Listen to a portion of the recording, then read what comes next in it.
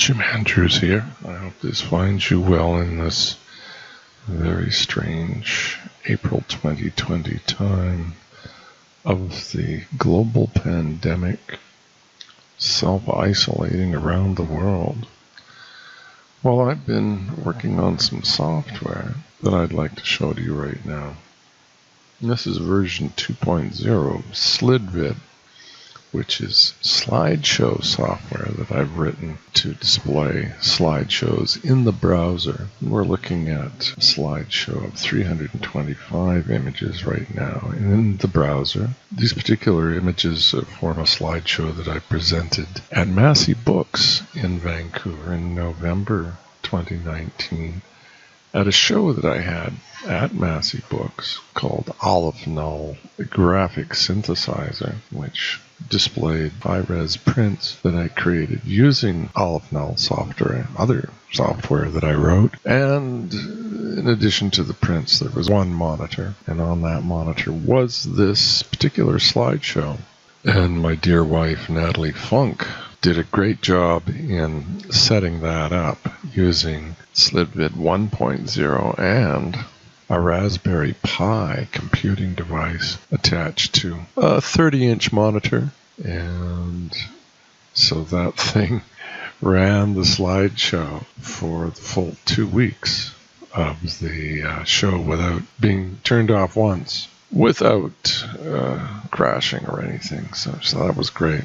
That did a great job on that. Anyway, so yeah, it's that slideshow. 325 images from images that I created with Olive Null, a variety of them. What we're looking at right now are ones from my collaboration with Bill Bissett, the great Canadian poet Bill Bissett. And these images involve hundreds of his dirty concrete visual poems from the 60s to the present.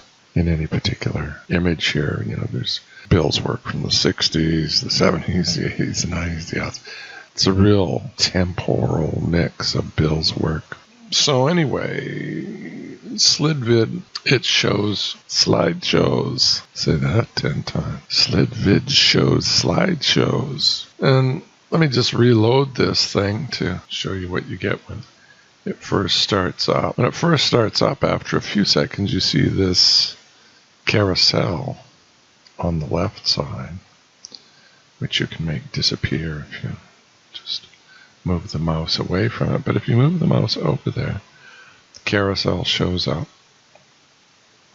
And the further I move the mouse up, the faster it goes. And as I move the mouse down, it slows down. And as I get to the middle of the carousel, it stops. And we see the number of the particular image. And when I click, sure enough, that particular image is displayed in the slideshow. And then when I move down, again, it gets faster the further down I move. And as I move back up, it slows down and bang, it stops. And when I click, sure enough, that image shows up. So the carousel is a kind of an amusing way to navigate a slideshow of images. I also made myself a program to make these thumbnails. They're different files than the big files. Like this thumbnail is different from this image. I made myself a program that allows me to make these thumbnails quickly. So that's the carousel. And then as we move the mouse down here, we see that we get more controls. And what are they to do? Well, you can go back, you can pause, play, you can go forward.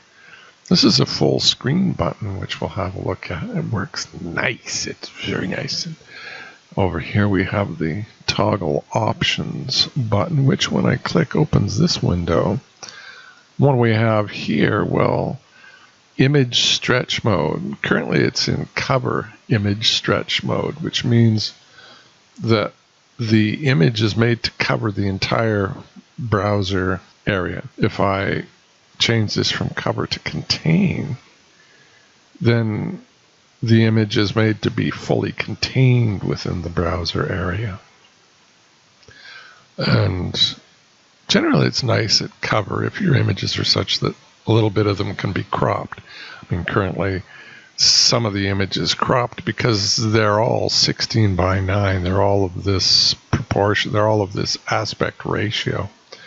So when I display those images like that, some of the image is cropped, but it is nice in that they fill the entire screen. But you can choose between those two things. And what's this number? This is an editable number which indicates the duration of the next fade. You can say how long it fades from one image to another. And this is 2 seconds. 2000 milliseconds means 2 seconds. There being 1000 milliseconds in each second. And what's this number? This is the duration of the next image. So this indicates how long a particular image is displayed. This is how long it fades, and then this is how long it's displayed after it fades. So let's see options. And then this button gives you information about the particular slideshow. And there can be links in this as well. And you can have a logo here as well. And this button indicates the number of the current image. So I like this button a lot, this full screen button. Let me click that puppy. And sure enough, the whole thing goes full screen. Now, I really like full screen presentation of art on a computer, because what I don't like is when my art is shown in a cramped way, and then on the left and on the right there are ads. You know, I want every pixel of the screen, every single pixel I want showing the image. I don't want ads showing at the same time. I don't want browser Chrome. You know, to me, that's important to the art experience. Imagine if we were watching, say, a movie and ads kept appearing. We'd think that that was very intrusive, but we don't think about it at all in a lot of different web contexts. It's just an accepted part of the web experience, but I don't accept it at all. And so I'm very happy that I've got the full screen button working well with the version 2 of Slidvid. And it works on mobile devices, it works on the Mac, it works on Windows, it works in Linux, so that's great. Now there's one other thing that I've been working on with version 2.0 of Slidvid that I haven't quite got working, and it's this. What we're looking at right now is the HTML source code, and you can see that the source code for Slidvid is very small. You don't see it at all. Everything is generated in the JavaScript.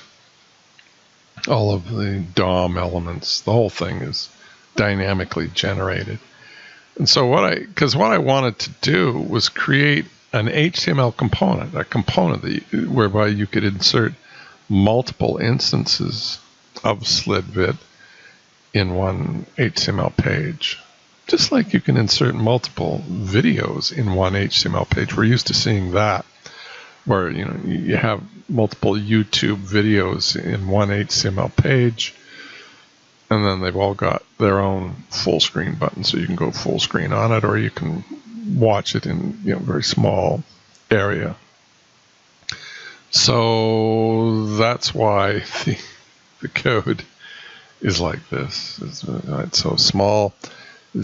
You can insert multiple Slidvids in one HTML page. And I've got that working all except for the dreaded Safari. And so it's really given me headaches, as it normally does, but normally I get them fixed. I haven't been able to fix it yet with Safari, both on the Mac desktop and iOS. So I'm hoping to get that fixed, sometime in the next millennium before I die, which is going to get me first, coronavirus or Safari. But yeah, that's a pleasant thought. So anyway, the last thing that I want to have a look at is this file sv1.js. Now you see there's a reference to it right here in the source code. sv1.js. What is that? Well, when we go to that file, we see that basically it's an options file. This is a user specified file that tells where the images are and tells how many of them there are. It says whether they're JPEGs, PNGs, GIFs. It says whether there's leading zeros in the file names. Also, you can supply notes for all or just some of the images.